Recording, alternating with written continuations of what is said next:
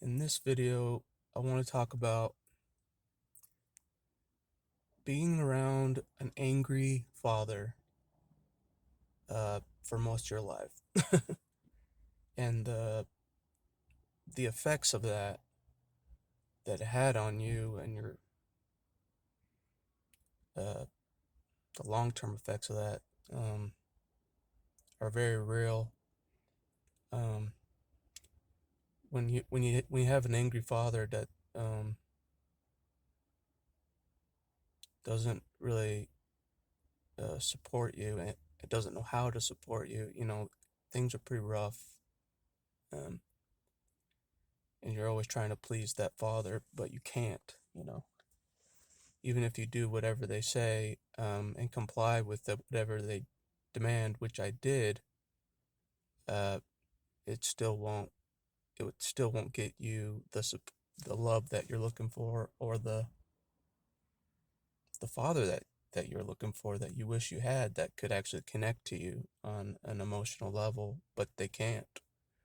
So you're kind of just left, um, by yourself, basically. You're around these people, but they're not actually real people, and I hate to say that about them, but they're not real people. They can't connect to another human being, even if they wanted to, or even if someone gave them $1 million to connect with the human, they couldn't do it. And that's the reality, uh, with them, is they can't connect, even if the stakes are high. They can't connect. So, and the result of being a kid in that environment is pretty much, it feels like you're like in a war zone or a war camp, for most of your life. Um and that's a real reality. But I don't know. um that's a big struggle of mine to overcome, uh uh what I went through around that one individual. And hopefully I can get somewhere with counseling. I'm giving counseling another shot. Um, so, and I'm in a different frame of mind, and this time around, um, and I'm more open to talking about what I went through, the more serious stuff. It was decades of stuff, so a lot of stuff happened. So, um, a lot of things the mind has to work through and get over. You know, um, to live a more normal life, or a higher quality of life that you've never lived before. Because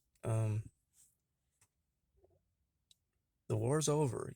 Well, you're separated from the war zone. Um, and so you're kind of just dealing with, um, the aftermath and the afterthoughts, and you got to be careful not to reminisce as well. You can't think about the good times, because the good times were not real. Even though you wanted to believe that the good times are real, they weren't real. So you got to acknowledge um, that any good period with them wasn't actual reality. Um, and you got to accept that. Um, no matter how much your mind wants to keep taking the blue pill, uh, you can't go back into their matrix. You know what I'm saying?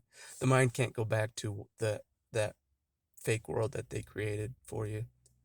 Um, the fake world that your mind got used to, you can't go back to that. So, um,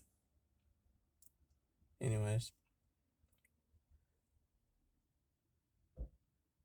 but yeah, I just want to talk about, like, the effects of being around an angry father, are pretty huge. At least for me. Um, being scared most of your life, being on edge most of your life, of one individual. I mean, it takes a toll on you. So, uh, and to overcome that fear of them takes a while, even even in no contact, it takes a while to get over that fear that they put in you. So, anyways, that's all I really want to say. Like, I watched the new Venom movie last night. I've been taking days off because I've been working so much. I've been forcing myself to take days off and do something other than working. Um, but in that Venom movie, some of the things that were said kind of hit home. Of like the angry father. They both had the angry father. Uh, the boy was abused by his family, but no one cared about his side of the story. Just stuff like that kind of like hits me. Hits me hard. Because like I think the universe or whatever you want to call it hits me hard because like no one cared about my side of the story. Either. And um, so that kind of stuff I can relate to. It's just like nobody cared about my side of the story. Nobody cared about me the whole damn time. So what did any of it matter? Um, so I don't know. Just just stuff like that in movies kind of hit me because I've thought that way for a long time. Just like no one cared about the kid side of the story. No one cared about the abused kid side of the story. No one gave a fuck. So, and that's the reality of what I went through in my existence. It's like no one gives a fuck about what I was around. You know, uh, besides other survivors that have been around it, the same type of thing. But um, I don't know. It just seemed like nobody gave a fuck for a long time. And that includes God also. It seemed like God didn't give a fuck either back then. So I wasn't giving a fuck like God wasn't giving a fuck like everybody wasn't giving a fuck. So um, I don't know. That was just the reality back then. It's just like nobody cared. Nobody cared about what the son was going through. Nobody cared about what the son was going through. Uh, type of a thing. Um, well, it seemed like nobody cared about what I was going through the whole time. I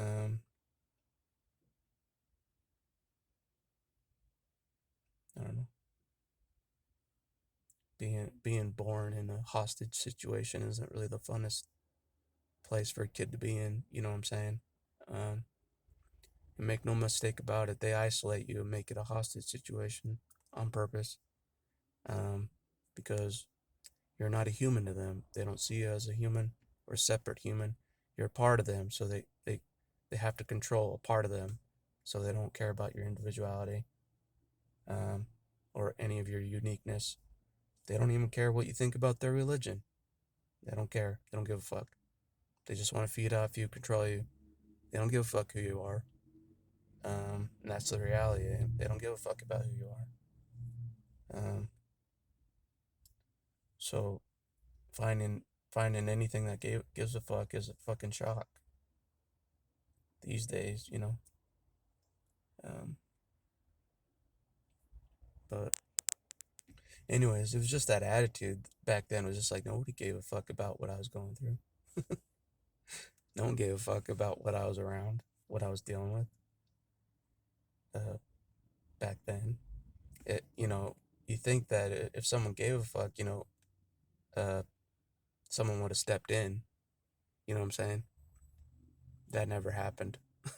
You know what I'm saying? No one stepped in. No one stopped what they were doing. I was too young to know what they were doing. I was too young to stop what they were doing. Um, so that's just the reality. So, anyways, enough about that. I'm giving counseling another go. Um, so hopefully I can work things out in my mind. What like work through what happened. Even if no counselor on the planet understands what happened, you know, at least give it a shot to talk about it with somebody. Because even talking to this to somebody that doesn't get it, is sometimes helpful, like just to have somebody uh listening, but listening for real, not like a narcissist that doesn't listen for real, they don't listen for shit. Um, but like an actual real human that listens to you, um, that sometimes helps, and it does definitely helps, if the person you're talking to has been through it, you know, like the person I was talking to the other day has been through it, and she just spouted it out, narcissism. I'm like, yep, exactly. So, anyways, um, very confusing experience for someone to go through, um, in my opinion, or to make sense of. So, um, anyways, that's all I want to say is just that it's very hard for a kid to be around an angry father. And not just angry sometimes, but angry like 24/7 angry, like not normal anger, like not normal for a human to be that angry type of a shit, like how is it possible that someone is this angry this much? That kind of anger, you know what I'm saying? Like very abnormal, angry all the time. I couldn't make sense of it back then. Like, why is he so angry all the time? What's he angry about? You know what I'm saying?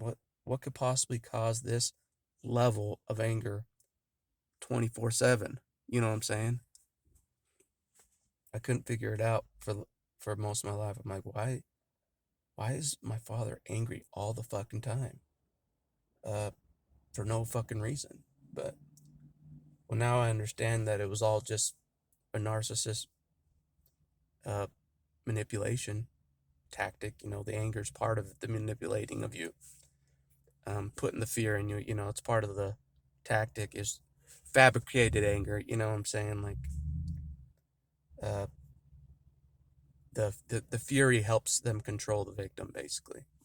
So it's important for control is the fury, and the anger, and that's why it's there, um, just to put fear in you and put you on edge all the time when you're around them. Um, so I don't know. Um, but yeah, but back then you don't know you don't know what's happening. Like you don't know it's a narcissist tactic. You don't know it's narcissists attacking you with fury, to control you. You don't really know what's happening, because you don't know what they are back then. Like I knew they weren't normal humans, but I didn't know they were narcissists back then or psychopaths. I knew they couldn't feel love, but that's as far as I knew. I'm like, these people can't feel love at all. Um, so like real love, they can't feel real love. It's all business relationship type of a thing. Um, so, anyways, that's all I want to say is like having that angry father all the time really caused me a lot of problems, um, that not a lot of people understand. Um, so, just that fury of making me submit, to the fury, the anger, um, putting the fear in me basically on purpose, type of a thing. So, anyways, that's all I want to say, I guess. But the angry father scenario is a real thing for me. So, um, anyways, that's all I want to say for this video.